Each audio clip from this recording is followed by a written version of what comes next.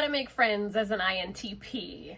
I was talking to my friend Consuela over at the page INTP Perspective. Her page is linked below, and she just always has this way of putting words to concepts or ideas or theories that I have swimming around in my old NE brain and bringing those thoughts out into the sensory world. So in one of her videos, she mentioned that for her, a fellow INTP, being social equals being functional. Now, when I heard her say that, first of all, my demon feminine SI rejoiced because I had never been able to put words to that, because it's also true for me. And I suspect that if you are a fellow INTP and you haven't come across this thought yet, I think this would be a really good way to help a fellow INTP not only make friends, but dodge that antisocial rep that we seem to get for some reason. So in this video, I'm going to show you a few examples of how being social equals being functional plays out in my life,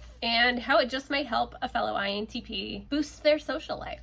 Before we get into the video, if you haven't subscribed yet, go ahead and subscribe already. I talk about personality types for cool people, mainly the INTP personality type. I talk about objective personality system, and here at the Daisy INTP, we know that possibilities are everywhere. Also, I am just an NT girl living in an SF world, so I went ahead and got my brows microbladed. I know that some of you might not know what the hell I'm even talking about, but I'm on my 4th day of healing, so if they look a little weird, it's just part of the process. I actually think I'm going to make a video about the microblading process for all my SF peeps out there. So be on the lookout for that if you are either an NT trying to do your demons like me, or just into that kind of stuff. So back to the topic at hand. I know as INTPs we have a bad reputation for being antisocial, and it's kind of an unwarranted stereotype. We do feel most at home with our lead function of TI. We do feel most comfortable when we are able to have access to our thoughts. They're usually deep thoughts.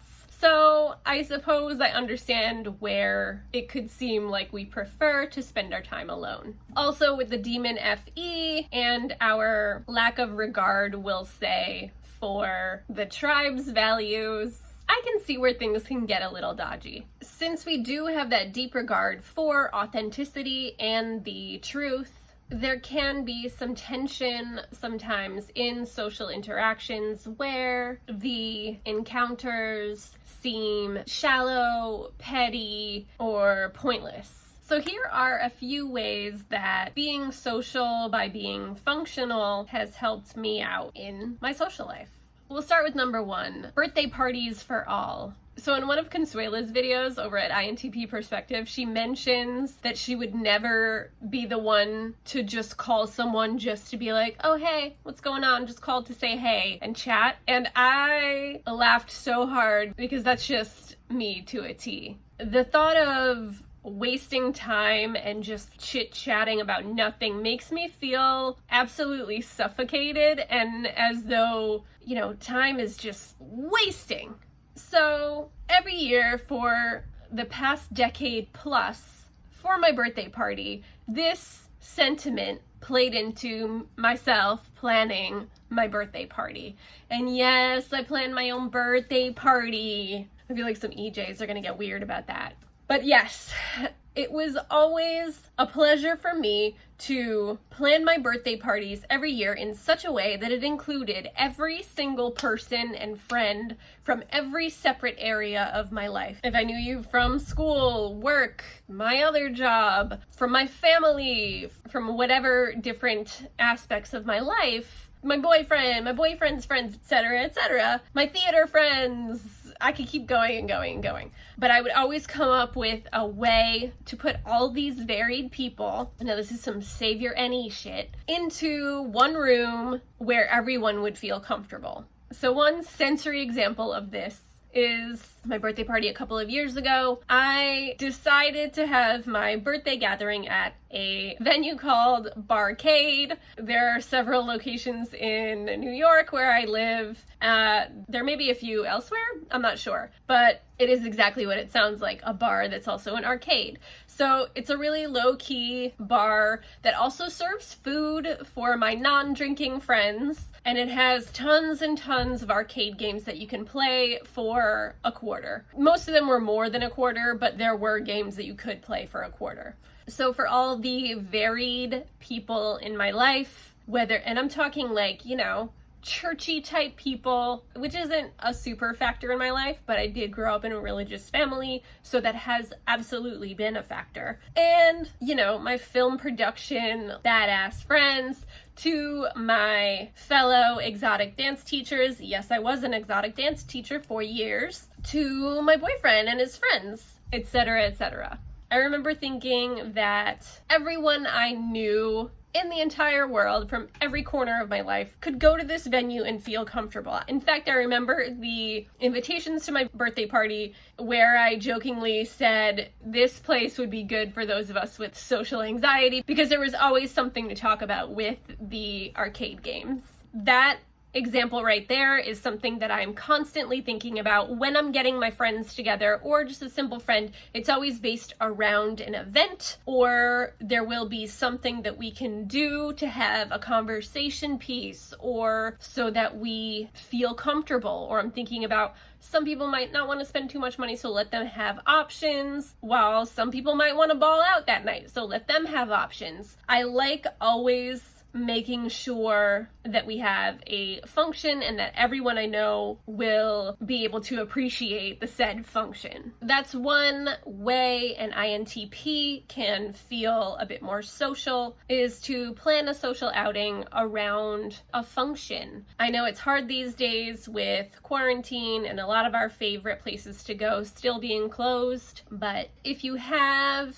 a common interest to start with, that is enough to get the ball rolling. And that brings me to my next example, which is, in my life, typology. Finding a common interest is one of the best ways to make friends ever. High percentage success rate. I don't know about the actual numbers.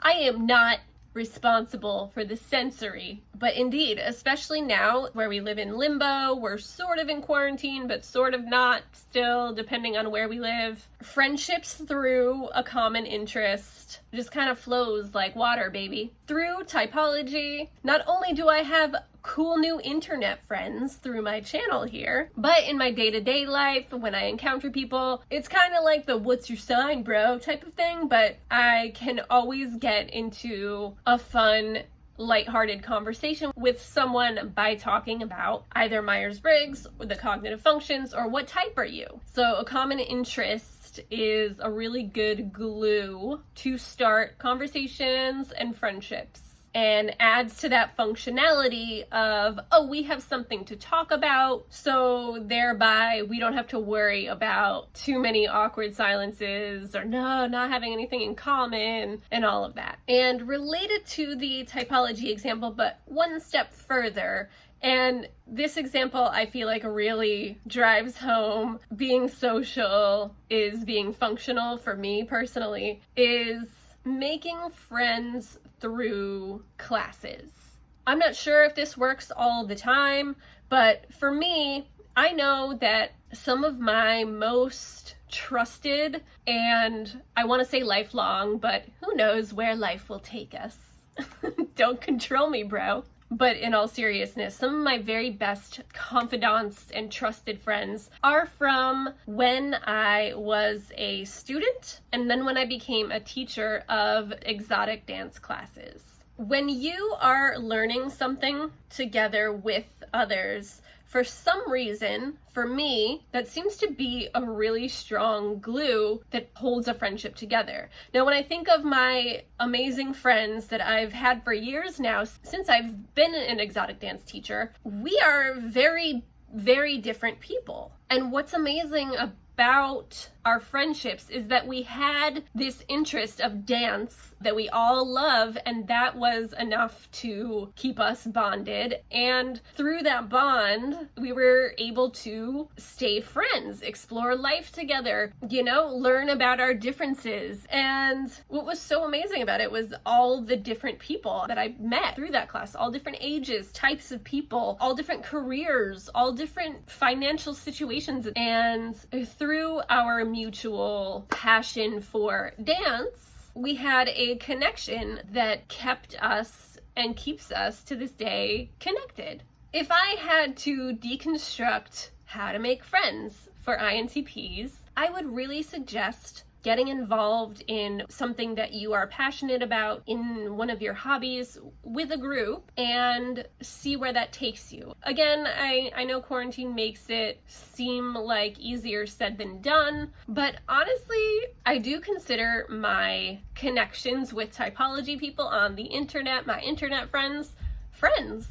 And if you don't like that, then you can fucking take a walk. But my most solid friendships, where we've gone through different phases of life together and there really is some trust there, was through and is through a common interest. In my case, it was exotic dance. And that is a really great bonder to make friends and continue to feel friendly and be social. So if you are a fellow intense INTP, where you really love to get deep, have reasons for everything, and kind of need to be functional in your friendships or in anything you do, I really recommend making friends, or even lovers perhaps, through a common interest. You're already being yourself. You don't have to worry about being shallow or not yourself because you're already involved with something that you truly do like. And through that common interest, you feel as though you share something with this fellow tribe member, and thereby you got yourself a new friend. Isn't it great to connect with people? That's what it's all about, bro.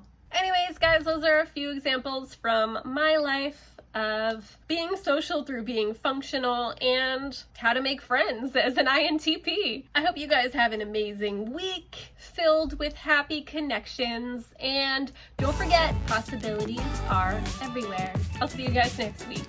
Peace.